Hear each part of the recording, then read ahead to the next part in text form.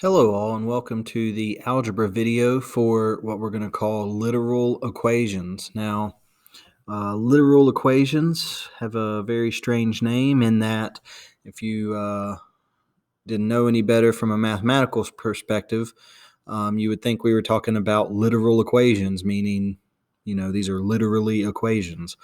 But the thing to keep in mind with literal equations is the reason they're called literal equations is this first part of the word, lit, okay, or literally literal, okay, which is actually derived from the word literature, okay, which in that case means you use words, and words are made up of multiple letters, okay? So in this case, when we say literal, we're meaning equations involving letters, okay?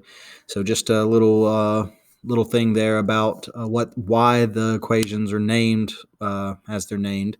Once again, literal equations meaning equations with letters, letter equations. Okay.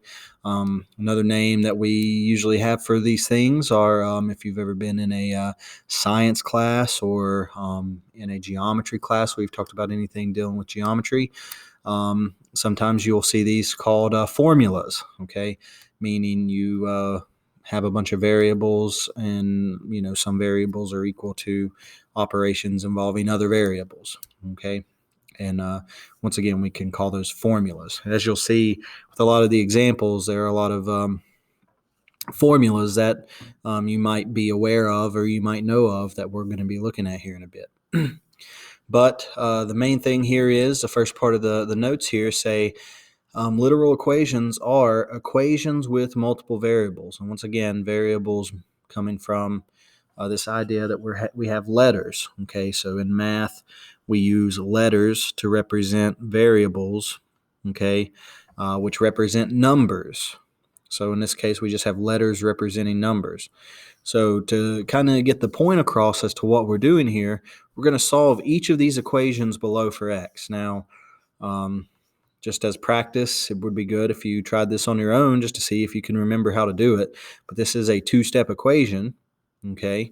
And over here we have a very similar looking equation, except for instead of the numbers that we have over here, we actually have variables replacing the numbers. Okay, so you can kind of see the similarities here being that instead of a 2, we have an a. They both have an x. We have minus 5b equals 13c. Okay, so everything has its own little place, but I want you to pay attention to the steps that you use to solve this two-step equation. Okay, and just to go through it here, we would add 5 to both sides to get rid of the 5's. So we get 2x is equal to 18. Divide by 2, divide by 2. X is equal to, in this case, 9. So that's what we get when we solve just a generic two-step equation. Okay. Now, if we look over on the other side over here, we're actually going to be solving a two-step equation, except in this case, instead of the variables, or instead of the only variable being x, we also have the variables of a, b, and c, which once again, you can kind of, if you held this equation over this one, you could see it kind of matches up with what we have over here, okay? So the steps that we do over here, the exact same steps that we do on the right-hand side, meaning, okay, what did we do here? Well, we had to add 5, okay? Well, we had to add 5 because we were subtracting 5. Well, here, instead of adding 5, we're going to have to add b. But once again, if we add b to one side, just like any other equation, we got to add b to the other side. And the whole point here was to get rid of the 5's. Well, the whole point here is to get rid of the b's. So we have ax is equal to, and here's the part where it gets a little tricky, in that we can't add c and b because we don't know what these numbers are. Over here, it was easy. We could do 13 plus 5. Well, that was 18.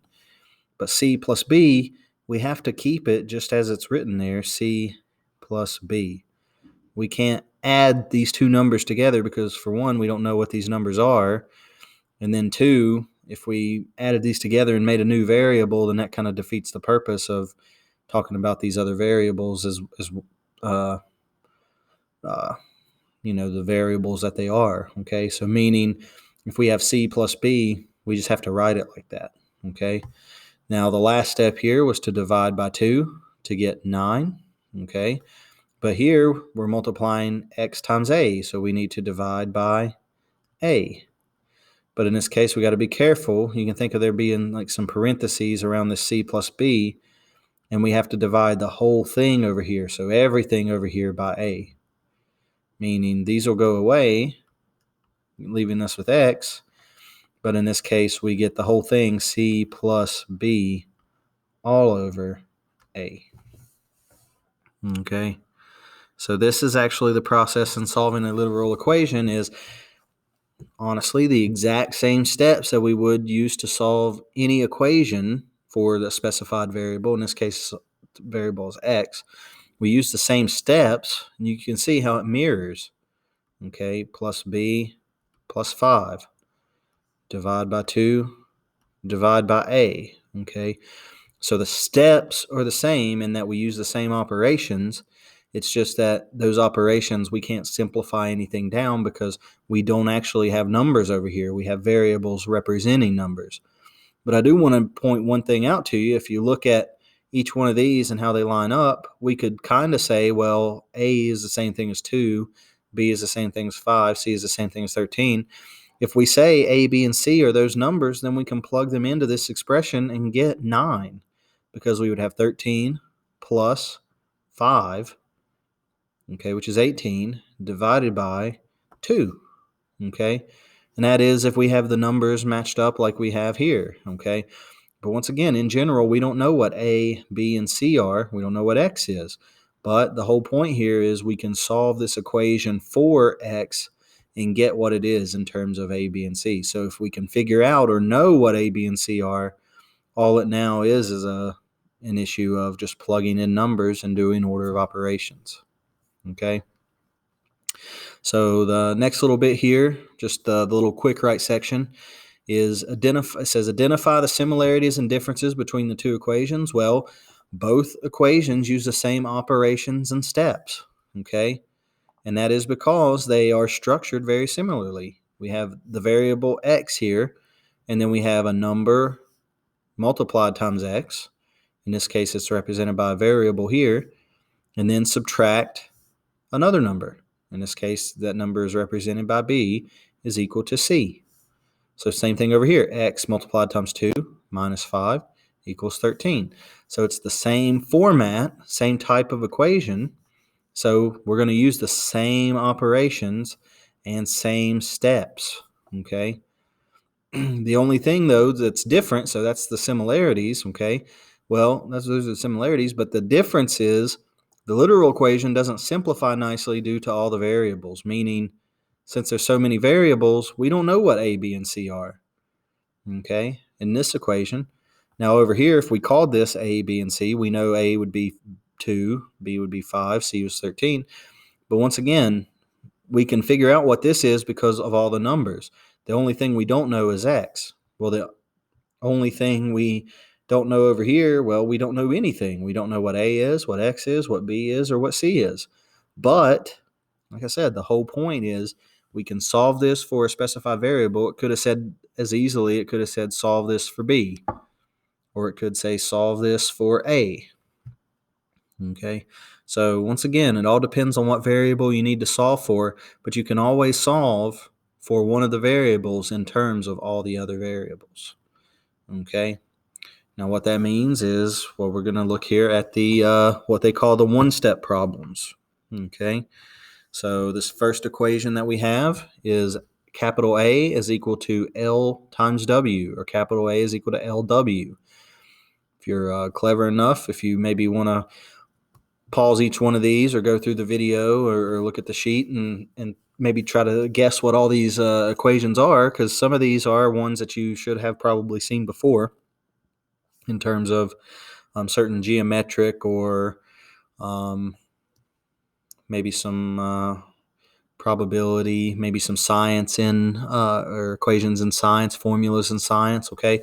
But all of these are formulas that are derived from something either in math or science, or as you can maybe see here, economy. So I'll go ahead and tell you number 4 has something to do with money and calculating something in terms of money. But the rest of these, once again, if you want to maybe give a guess to what the rest of them are, you can maybe check yourself as we go through the video, because what I'm going to do is I'm just going to tell you what the formula is, and then we're going to go through and solve for whatever the indicated variable is. So we have capital A is equal to L times W. In this case, we're told to solve for W. All right, so what I'm going to do is I'm going to look, well, there's 3 different variables here, and I'm going to solve for W. But here's where it pays to know how steps of equations work, because if we're solving for W, well, L is just a number, okay? Even though it's a letter right now, it's a variable that represents a number. So if L is a number, that means this is W times L. So what's the opposite of multiplying W times L? Well, it would be to divide it by L. But once again, this is an equation, so we need to divide the other side by L. So what we end up with is capital A over L is equal to W. And that's actually all there is to it. Okay. Now, I guess I wasn't very clear. This is the formula for area of a rectangle. Okay. So in this case, this is telling you area of a rectangle is equal to length times width. Well, if we're solving for W, that means if we know what W is, or we know what the area is and the length of the rectangle is, we can figure out what the width of the rectangle is by just plugging in A and L now. Okay, so that's the whole point in this, is we can solve it for a particular variable, meaning, okay, if we have this formula and we know what A and L are, we can solve it and figure out what W is just by plugging in these values. Okay, the same thing's going to happen with number 2 here. Okay, once again, if you made your guesses, this is the area of a parallelogram. A lot of people want to say this is the area of a triangle, but if it was the area of a triangle, it'd have a 1/2 here. So area of a triangle is 1/2. Area is equal to 1/2 base times height. But in this case, this is the area of the parallelogram, and we're wanting to solve for H. So that means if we know A and we know B, we can solve for H. But in this case, we don't know A and B, but it's the same kind of thing. We want to solve for H. So that means, what are we doing to H? Well, we're multiplying it times B. So to get it by itself, we need to divide by B, which, let me clean up that B a little bit there. But if we do it to one side, we've got to do it to the other. So capital A over B is equal to H. And that's it. So that's telling you, if you know the area of a parallelogram and you know how big its base is, you can tell how tall it is, what its height is. Okay. Number 3. This is a formula from physics. It's a kind of a weird one, but this is a formula for distance. So distance is equal to rate, so rate of speed. Okay, you could put this as an S if you wanted to as well. So S for speed times time.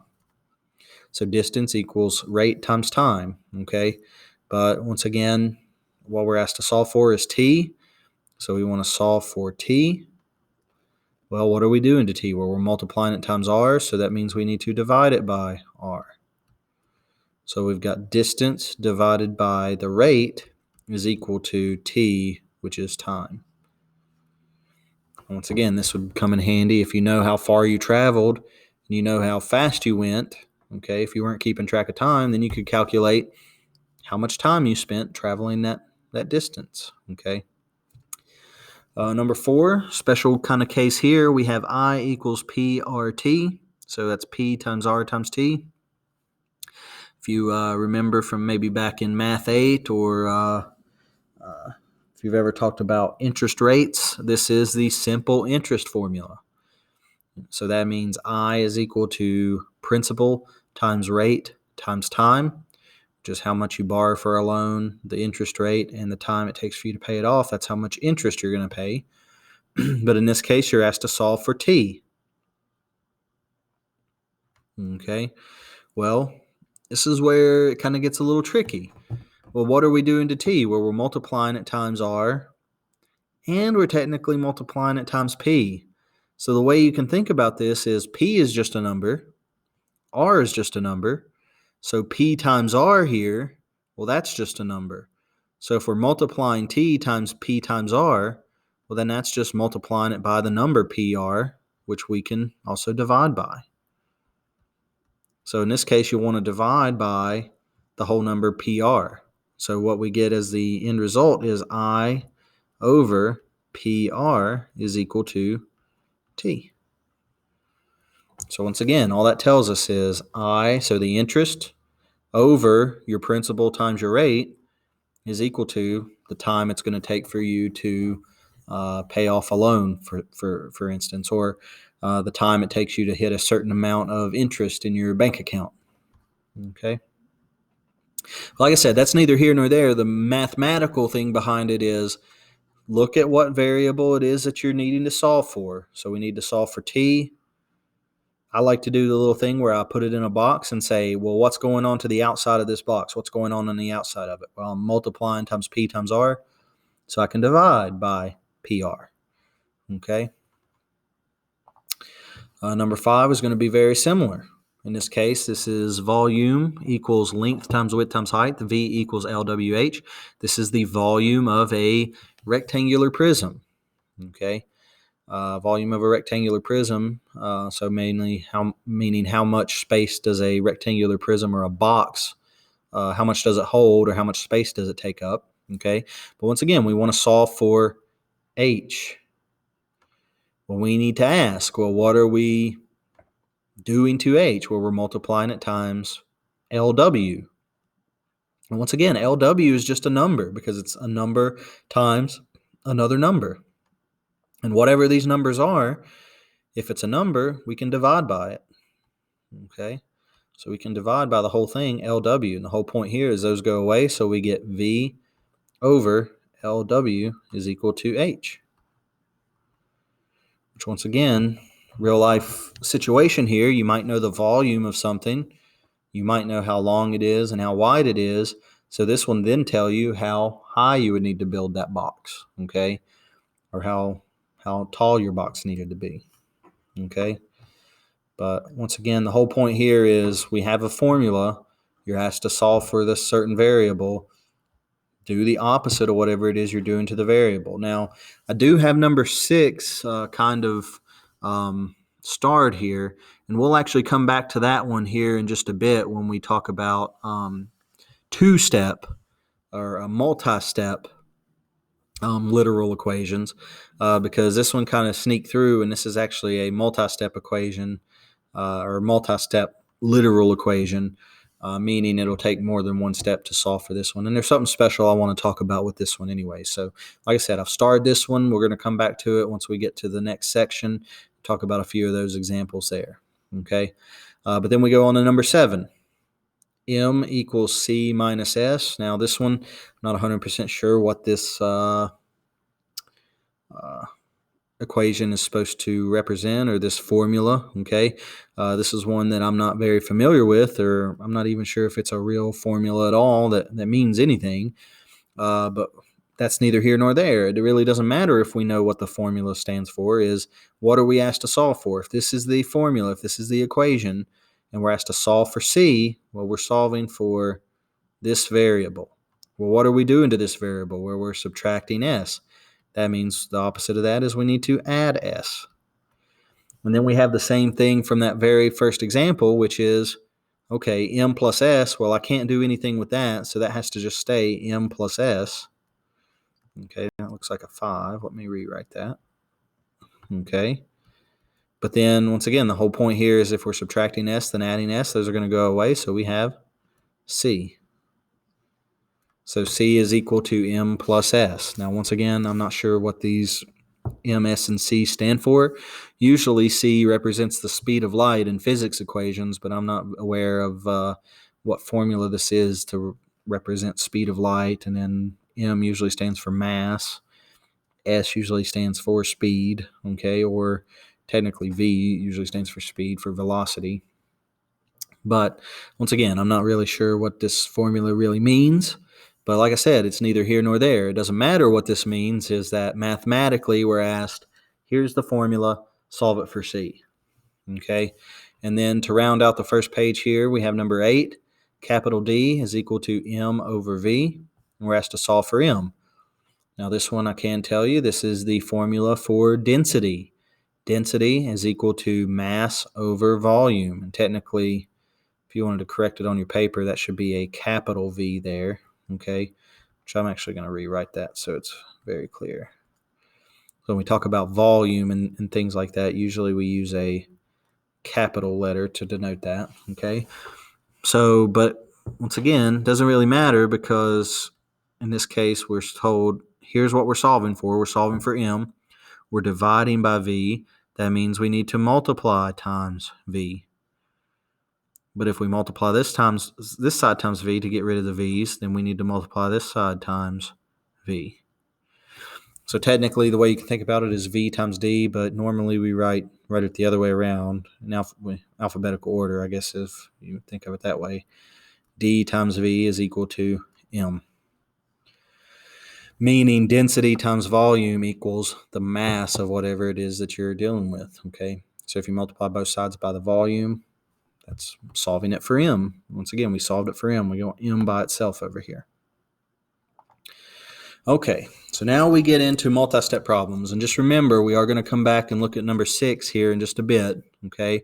But first, let's look at the multi-step problems and how we're really going to tackle those. Now, we've technically already done one of these with that very, very first example where we solved the 2 different equations. We solved the 2x minus 5 equals 13, and the ax minus b is equal to c. Okay, that's technically a 2-step literal equation, the one that we did that was on the right. Okay, so there's technically 3 things that you need to be aware of here, and just keep in the back of your mind here as you're solving these. And you'll see what I mean by this when we look at it here in a second, but you need to think backwards, meaning normally if we have a number that we're plugging into an equation, we would follow order of operations. Well, it just so happens to solve an equation, to figure out an unknown, we always work backwards, meaning we go reverse order of operations, meaning we take care of any addition and subtraction before we take care of any multiplication and division. We take care of any multiplication or division before we take care of any exponents. And we take care of any exponents before we deal with any of the parentheses or grouping symbols in here. So once again, you might see it written sometimes as GEMDAS, because you could have other grouping symbols like square root symbols or fraction bars or absolute value, which is something should be familiar with. But once again, we're always going backwards with order of operations. So you always take care of the addition and subtraction first before you do any of the other stuff there. And once again, just think about the front ways, which way you would do things with order of operation, and then just work backwards that way. Okay. The next thing is if there are any fractions involved, just like we would in a normal equation, if we have a fraction on both sides and we're multiplying, okay, well, instead of dividing by a fraction, we would multiply by the reciprocal, okay? And you'll see that show up here in a few different examples, okay? But that's the thing. You remove fractions by multiplying by the reciprocal just like normal, okay? And then the last step is usually to divide by whatever is next to the variable. So in this case, if there is something that's next to the variable being multiplied times the variable, that's usually the last step, okay? Now, it just really depends on what variable you're asked to solve for, because as you'll see, some of these equations will have 2, 3, 4, up to maybe even 5 variables in them. But once again, no matter how many variables are in there, all of those variables represent numbers, and you're only going to be asked to solve for one of the variables. So what does that mean? Well, let's look at number 9. Okay, so this was kind of referenced a little earlier. We have capital A is equal to 1/2 BH. Okay, so once again, If you wanted to guess what these are, you could go through and try to guess what these are. Some of these you might have seen before, some of them you might not, and some of these are just kind of made up formulas that don't really have any true meaning. They're just there to give you an example of something you can solve for a variable. Okay, but number 9, this is the area of a triangle. Okay, so the area of a triangle is equal to 1/2 times the base times the height. But in this case, we want to solve for h. Okay, which let me fix this here. Okay, so we want to solve for h. Well, what are we doing to h? Well, we're multiplying it times b. Then we're multiplying it times 1/2.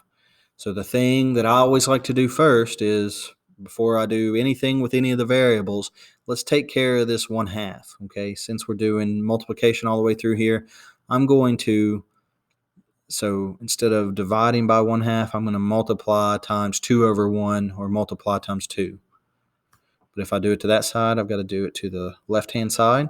So what we get here is 2a is equal to, and the whole point of me wanting to do this is I want to get rid of this 1/2. Well, with multiplication there, if I'm multiplying by a fraction, well, then I need to multiply by the reciprocal to get rid of it, meaning 2/1 or just 2. So these will go away, cancel each other out, if you will. So we have 2a is equal to base times height. And now, once we've taken care of that number, now we can go through and say, well, now what are we doing to h? Well, we're still looking for what h is equal to. Well, now it kind of works just like what we did in number, I guess this was number 2, where we have, in this case, instead of 1a, we got 2a is equal to bh, but it's the same kind of thing. We're multiplying h times b, so we're going to divide by b.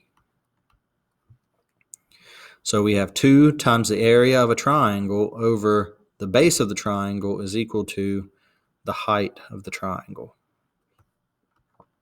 Okay. And once again, just be aware of these fractions that pop up, as you'll see again in number 10. If it is with multiplication, once again, you can always get rid of that fraction by just multiplying by the reciprocal. Same thing with number 10 here. V is equal to 1/3 capital BH. Okay. Once again, if you wanted to guess, this is actually the volume of a pyramid. Okay. And actually either a square-based pyramid or triangle-based pyramid or technically any base pyramid. But this is the volume of a pyramid. Okay. Now how this works is its volume is equal to 1/3 the area of the base, that's why it's a capital B, times the height of the pyramid. Okay. But once again, in this case, we want to solve for, in this case, we want B instead of H. Well, it's the same kind of thing. What are we doing to B? Well, we're multiplying it times 1/3 and we're multiplying it times H. So in this case, let's get rid of this 1/3 first, and we'll do that by multiplying times 3, or 3/1. So once again, the whole point of us doing that is to get rid of the 1/3. So we have 3v is equal to capital BH. And it's the same thing. We're solving for capital B this time. So what are we doing with capital B? We're multiplying it times h. That means we need to divide by h. So 3 capital V over h is equal to capital B. So once again, this is helpful if you know the volume of a pyramid and you know how tall the pyramid is. Well, you can figure out how big its base is. So basically, what's the area of the pyramid's base by taking the volume, multiplying it times 3, then dividing it by its height. Okay. But once again, just follow the order of operations backwards. In this case, it's been pretty easy because the only thing that's been here is multiplication. Well, all we got to do is technically divide by 1/3, which is multiplying times 3, and then dividing by h. But then we run into something here where we've got, in this case, number 11, capital K is equal to mv squared over 2. Now, this is a little bit more than a two-step inequality, meaning going to have to really look and see what we need to solve for. So we need to solve for m in this case. So what are we doing to m? Well, we would multiply it times, and we can all probably agree that if we knew what v was, v squared would just be a number. Okay, so we're multiplying it times v squared, then dividing it by 2. And it's really up to you how you want to do this, but I really strongly suggest let's multiply times 2 first, get rid of this number first. So that means we need to multiply this side times 2. Once again, the whole point here is since we're dividing this whole thing by 2, we multiply it times 2 to get rid of the 2. So that leaves us with 2k is equal to mv squared. And it's the same kind of thing here. The only thing that's being squared here is the v. If it was around the v squared, then we may have to do something with the square root. But all we've got to do now is, if we're still, all we're doing is we're still trying to figure out what m is, well, you can divide it by v squared. So our final answer here is 2k over, and that should be a capital K. Let me just restart this whole answer here. 2k over v squared is equal to m. Okay, so what this technically means is 2 times the kinetic energy. So if I didn't mention this before, this is a formula for kinetic energy. This is a physics formula. Okay, but in this case, it's kinetic energy is equal to the mass times the volume squared all over 2. Well, that means if we're solving for m, we're solving for mass. So that means 2 times the kinetic energy divided by the velocity squared is equal to the mass. Okay, so in this case, solving for m means we're solving for mass, but we get this expression here, 2 times k over v squared. Okay, number 12, this is just a generic equation. I'm not really sure of what equation would equate a being equal to b plus c divided by d. Okay, but in this case, kind of like with number 11, we're solving for this first little thing here. We're solving for b on this side. So that means we need to take this and solve it for b, meaning we need to do the opposite of what we're doing to b. So this is where order of operation kind of comes in. Okay, so if you need to, right at the top of your paper, write this PEMDAS thing. So you can clearly see, well, in this case, we have b plus c over d. Well, if we're going in order of operations, we're plugging in for b. First, we would add c, then we would divide by d. So that means in order, working backwards, what was the last thing we did? Well, we divided by d, so that means we need to multiply times d. Okay, so d times a, and then all this times a to get rid of the d, or all this times d to get rid of the d. So in this case, I like to write mine in alphabetical order. So that's a times d is equal to, and if the d's go away, then that's b plus c. And then we think, well, we're still wanting to solve for b, so do the opposite of what we're doing to b. So b plus c, that means we're going to have to subtract c. So we have a d minus c is equal to b. And that's actually the final answer there. So once again, whatever these numbers, whatever these variables represent, it all depends on, okay, let's say you wanted to solve for b. Well, then you got to use the order of operations backwards. Once again, you can kind of think of this fraction bar as being a grouping symbol. So we've actually got to do the division before we do the grouping symbol. Okay, once again, we can call that a G for GEMDAS. But in this case, we have to do the multiplication before we do the addition, because in this case, going backwards, we have to do the multiplication and division before we do grouping symbols. Okay. And last few here, and then we will go back and look at example 6 from the front page. But number 13, P is equal to 2L plus 2W, and we're asked to solve for W. What's the same kind of thing here? First of all, this is the perimeter formula for a rectangle. Okay, so perimeter of a rectangle is P is equal to 2L plus 2W. In this case, 2L meaning 2 lengths plus 2 widths, so 2 times the length plus 2 times the width. And what we have here is, once again, we need to solve for w. So all these operations that we're doing over here, the only ones we care about are what's happening to w, meaning multiplication by 2, and then we're adding it to 2l. Okay, so working backwards, if we were to do this in terms of order of operation, we would multiply times 2, then add 2l, meaning our first step is we need to subtract 2l. So we get p minus 2 times l is equal to 2w. So now that means what we can do is now divide by 2.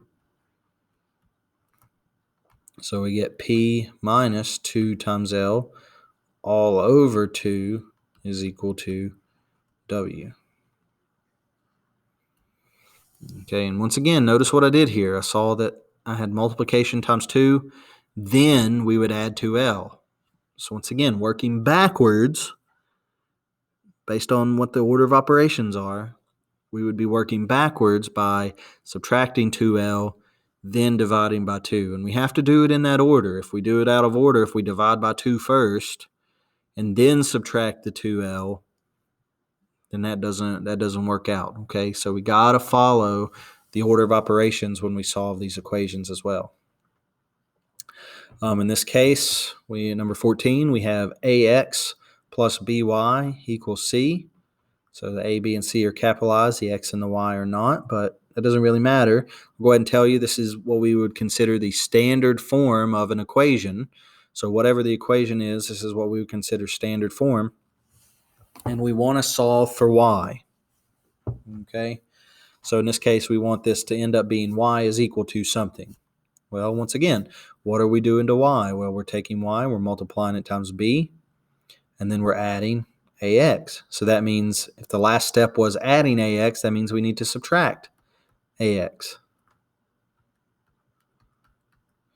So what we end up with here is the ax's go away, so we have by is equal to c minus ax. Okay, and then now the last step is divide by capital B. So once again, to get rid of the b's, so we have y is equal to c minus ax all over capital B. And once again, all I'm doing here is I'm following the order of operations backwards, meaning I would multiply times b, then I would add ax.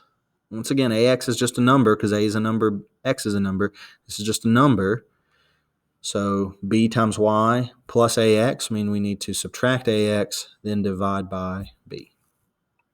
And it has to be in that order. And notice here, once I write this out, when I divide by b, it's not just dividing c by b. It's not just dividing a by b. It's not dividing x or the minus or whatever. It's dividing everything on this side by b. So if you need to, I will not fault you for wanting, if you need to put parentheses around the whole right side of the equation to know I'm dividing that whole side by b. Okay. Number 15, y equals mx plus b. That should be maybe at least a little familiar to people. This is what we would call the slope-intercept form of an equation. Okay, and you'll see this a lot whenever you either, if you have already in algebra seen this, if not, definitely will see this later on in terms of being able to graph equations, because if you can get it into this form, then you actually don't need a calculator at all. You can actually just graph the equation just on paper just by knowing what m and b are. Okay, but that's the thing. In this case, we have this equation, this formula in this case. We want to solve it for x. So we want to solve it for x. Just like here, we were solving this for y. Okay, and we were solving this one for w. So what are we doing to x? Well, we're multiplying it times m, then adding b. That means in order, we need to subtract b. So y minus b is equal to mx. Once again, we're still looking for what to do with x. Well, we're multiplying it times m, so we need to divide by m. And once again, that means we need to divide the whole side, y minus b, by m. So our final answer here is y minus b all over m is equal to x. Okay. Like I said, it all just depends. It doesn't matter what the formula is. It all just depends on what you're asked to solve for and then what you are doing to that variable in the equation, meaning what order of operations would you follow? Well, I would multiply, then add. Well, that means I need to subtract, then divide. So once again, you're always working backwards and doing the opposite. So multiply, then add. Well, then that means I need to subtract, then divide. In that order. Once again, subtract first, then divide.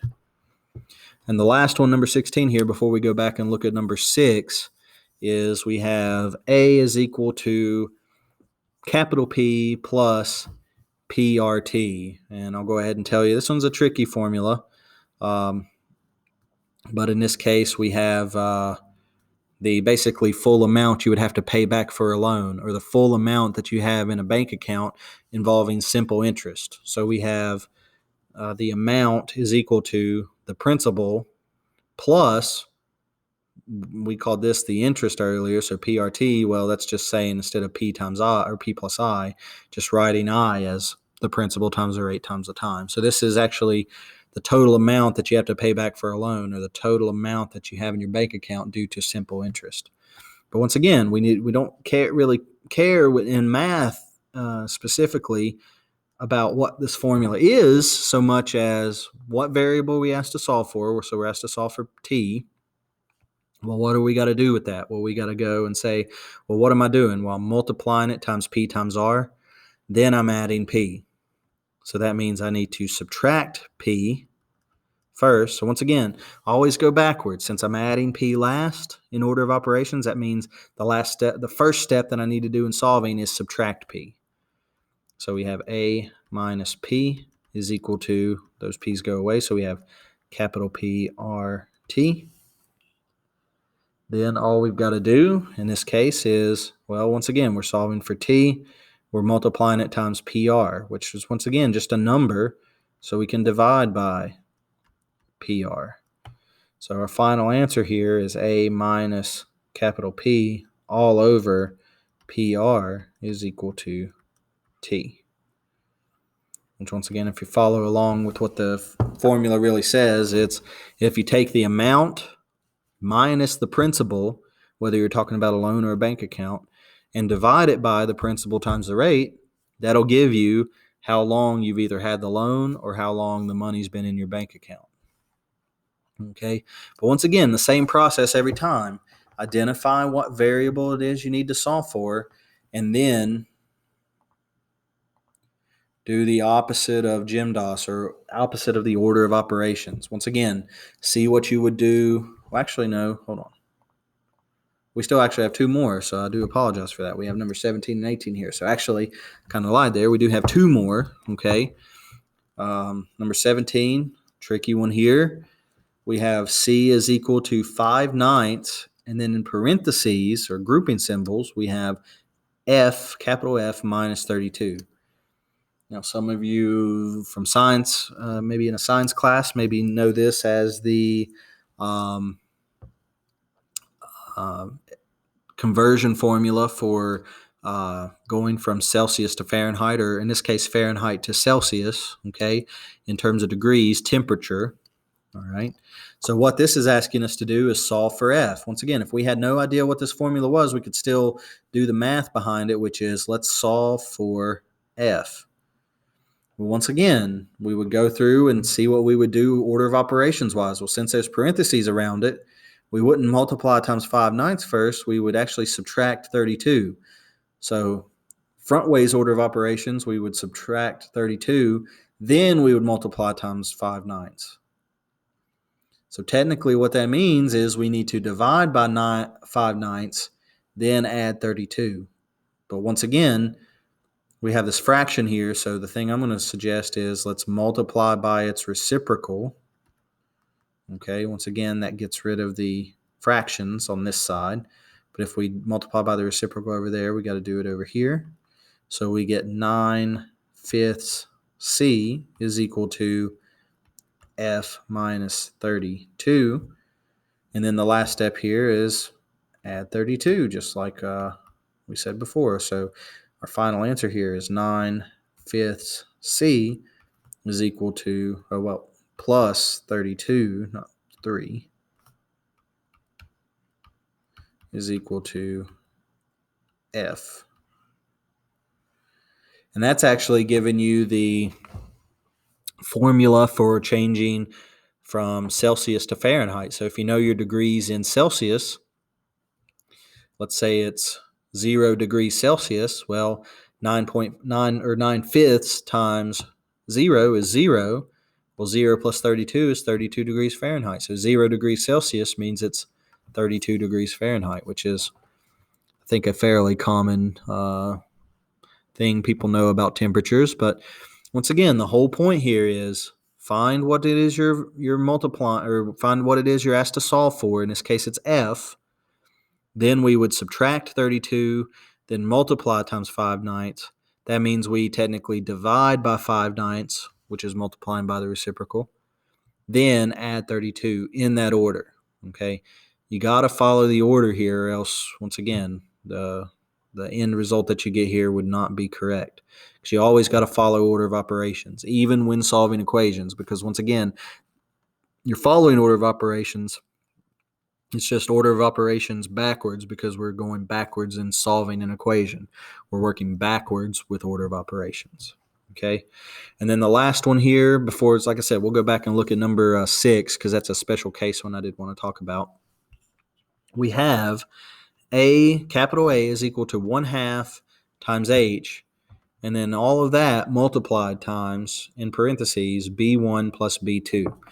I'll go ahead and tell you this is the area of a trapezoid, or area of a trapezoid in this case, because this has references to the base 1 and base 2, which is the top and bottom of the trapezoid. And then height is just how tall the trapezoid is, okay?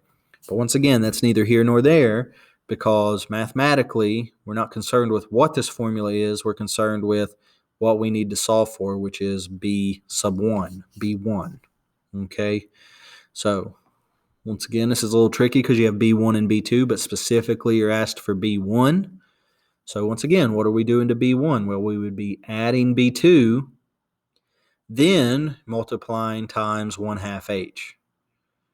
So once again, you got the multiplication out here, so I'm going to actually multiply times 2 first, which is the reciprocal of 1/2. So instead of dividing by 1/2, I'm just going to multiply times 2.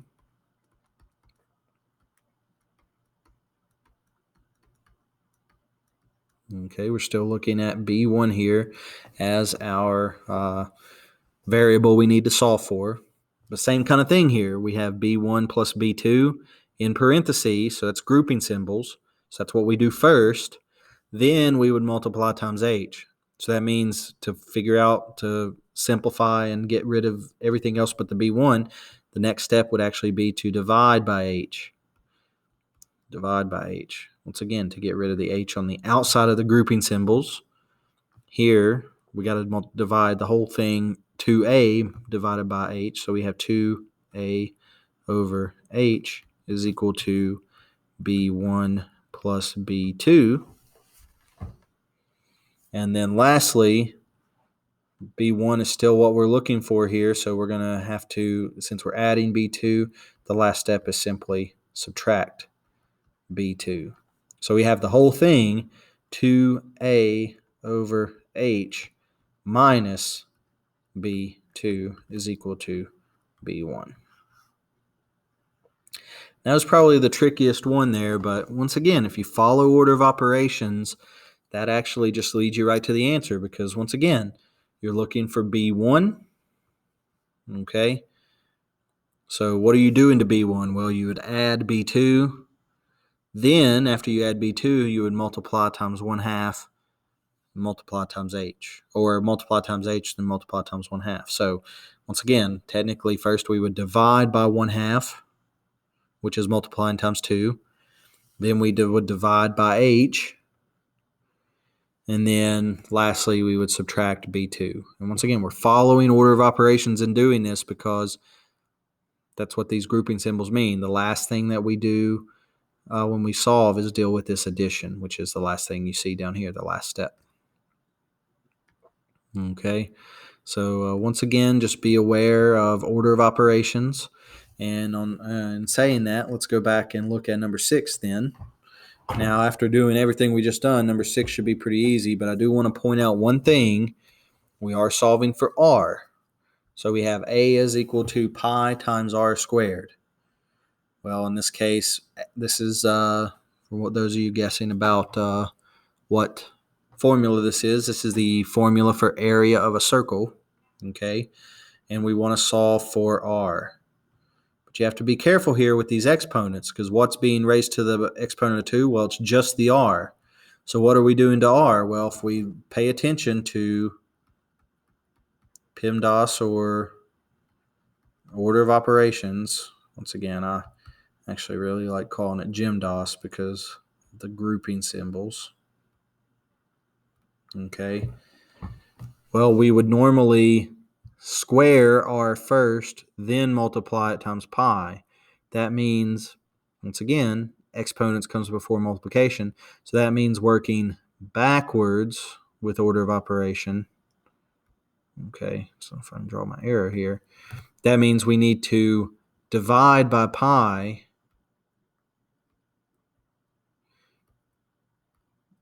Keep accidentally hitting the button on the pen. So divide by pi first.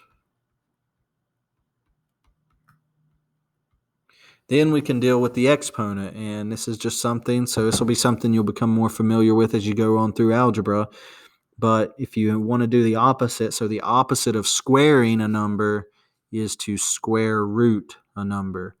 So if you want to solve a square root equation, you can actually, if you get something squared on one side by itself, you can square root it. And what these kind of do, they kind of cancel out. So we have r, but then over here, we take the square root of one side, we got to take the square root of the whole thing of the other. So what we end up with is the square root of a over r, or a over, pi. But this is another reason why I wanted to maybe give a little bit of a star by this one, because this one's a little tricky in that, well, r in this case could technically be, since we're square rooting, okay, since we're taking the square root, this could actually be plus or minus the square root of a over pi. Now, that is a little tricky to think about, because what you need to be focused on is if we squared r again, we squared both sides, it actually doesn't matter whether this was positive or negative. If you square a negative, it makes it positive. So it's kind of like an absolute value in a way, in that when you square something, if it's positive, it keeps it positive. If you square something and it's negative, well, it also makes it positive. So that's what this plus or minus is for, telling you it could be either the positive or the negative square root of this. Because once again, once you square it, then it doesn't matter if this is negative or positive, it would still be positive at the end. Now, this is the other tricky part, is if we have a radius, if you know what this is about, if you have a radius of a circle, well, you need to think, can the radius of a circle be negative? Well, you can't have a negative radius of a circle, so technically, I talked about all that for really nothing, because in reality, you just really want the positive square root of that, because once again, radius can't be negative, so I'll leave this little note here. But that is something to be aware of. Now, if you gave me the answer, once again, strictly talking about the equation, if you give me the plus and minus, I would accept that as well at this point. But this is something for you when you get on into geometry. This is something you'll realize if you're solving for r. You think about the radius of a circle, the way we describe what the radius of the circle is, radius of a circle cannot be negative. Okay, so we wouldn't have the negative here. So like I said, I'm going to put it right here and then put a little arrow to it, so that way you can see, you can pad the plus minus and it would still be correct. Okay, but other than that, homework works the same as most of the basically all the examples we just did here. So if you have any issues with any of the homework, do strongly suggest coming back and looking how we do some of these examples. But other than that, as always, if you have any questions, please let me know. Run into any issues. But the big thing that I can tell you that helps you with this is pay attention, especially with multiple operations, like in number 6 here, and the rest of these, so numbers 9 through 18 here. If you have multiple operations, always follow the order of operations, because if you do not follow order of operations and you don't work GEMDOS backwards, so you don't go backwards with order of operations, then you're going to be doing your steps out of order. And we all know how doing things out of order with math ends up. We end up getting something that's completely different than what we're supposed to get. Okay, so that's the key. If you get nothing else out of this, make sure to always think backwards, okay, with the order of operations. And that's actually true with any equation that you solve, okay? Any equation that we solve pretty much up to this point is we always work backwards with order of operations. We always take care of addition and subtraction before we take care of multiplication and division. We always take care of multiplication and division before we take care of exponents. And we always take care of all of this before we do anything inside of grouping symbols. So you can kind of think as grouping symbols, so fraction bars, square roots if you see them, absolute values. You see any type of grouping symbol, the big one's parentheses there. If you see any grouping symbols, you always take care of what's inside of those last, okay? So everything on the outside first, then take care of what's inside the parentheses. So that's what we saw in numbers 17 and 18. We had to take care of what's on the outside of the parentheses first before we subtracted the B2 here, or before we added the 32 here, okay? But like I said, practice with this if you need to. Go on IXL, practice with, there's a section there called literal equations that should be selected for you, that's suggested. But that's the thing. Go through and practice these, and make sure you do attempt the homework there. But if you do have any problems, let me know. And as always, thank you for watching.